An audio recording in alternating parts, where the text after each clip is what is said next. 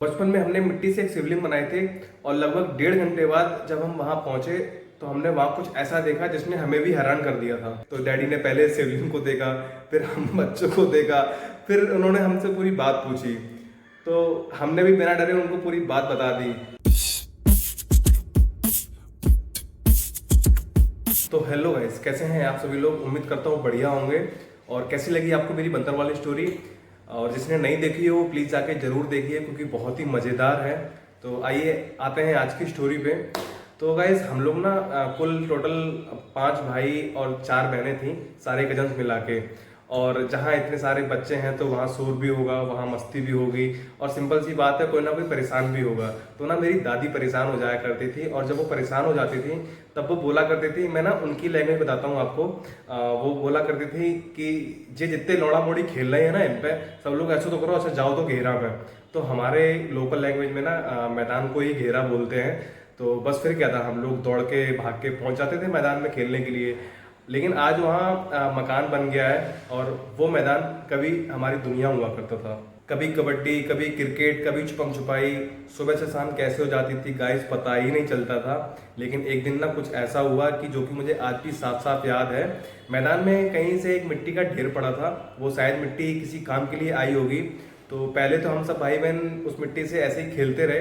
फिर मेरे मन में पता नहीं क्या आया, मैं कहीं से पानी लेके आया, मैंने मिट्टी में पानी मिलाना शुरू किया और मिट्टी को आकार देने लग गया।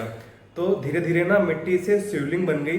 और जब शिवलिंग बन ही गई तो मैंने सोचा लाओ इसका अर्घा बना के भी शिवलिंग को पूरा किया जाए।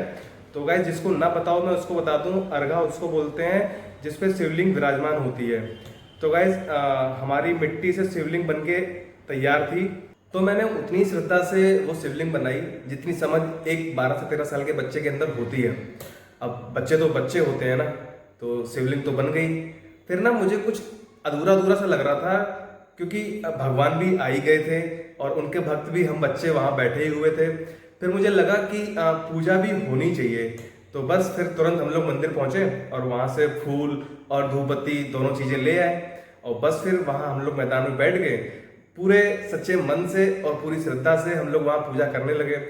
भाई पूजा खत्म हुई, पूजा खत्म होने के बाद हमने धूपबत्ती वहीं लगा दी और फिर हम लोग सब लोग घर को वापस चले गए। फिर करीब 1.5 घंटे बाद मेरे मन में आया कि क्यों ना चलो चल के देखा जाए हमारी शिवलिंग कैसी लग रही है, आखिर हमने इतनी मेहनत जो की थी। तो जैसे ही हम लोग वहां पहुंचे हम लोग एकदम से रुक गए। शिवलिंग पर कुछ पैसे और कुछ सिक्के चढ़े हुए थे क्योंकि पास में बैंक थी। तो बैंक में आने जाने वाले लोगों ने उस शिवलिंग को सच्ची श्रद्धा से प्रणाम किया होगा और चढ़ावा चढ़ा दिया होगा।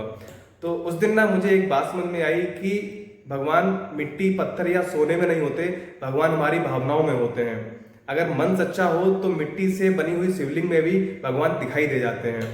तो फिर ना थोड़ी देर बाद डैडी वहां से निकल रहे थे।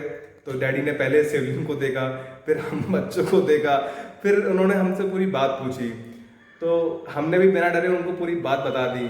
तो डैडी ने मुस्कुराते हुए मुझसे कहा कि शिवलिंग तो बहुत अच्छी बनाई है बेटा, लेकिन भगवान का स्वरूप ना ऐसे खेल खेल में बनाकर छोड़ना अच्छा नहीं होता। फिर पापा ने हमको समझाया कि इस शिवलिंग को सम्मान पूर्वक उठाओ और नदी में विसर्जित करके आओ। तो हमने भी ठीक बिल्कुल वैसा ही किया जैसे पापा ने समझाया था। तो जो लोगों ने पैसे चढ़ाए थे ना, पापा ने उसी पैसे से शाम को मंदिर में प्रसाद बंटवा दिया। और उस दिन शायद भगवान भी खुश थे और हम बच्चे भी। आज जब मैं उस मैदान में मकान बना हुआ देखता हूँ तो मुझे वो मिट्टी की छोटी सी शिवलिंग और हमारी मासूम सी पूजा दोनों फिर से आंखों के सामने आ जाती हैं। तो आपके बचपन की सबसे खूबसूरत याद क्या है? एक लाइन में जरूर लिखना क्योंकि मैं कमेंट सबकी रीड करूंगा।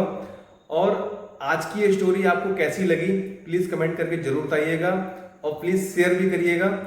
मिलते हैं नेक्स्ट स्टोरी में, तब तक के लिए बाय।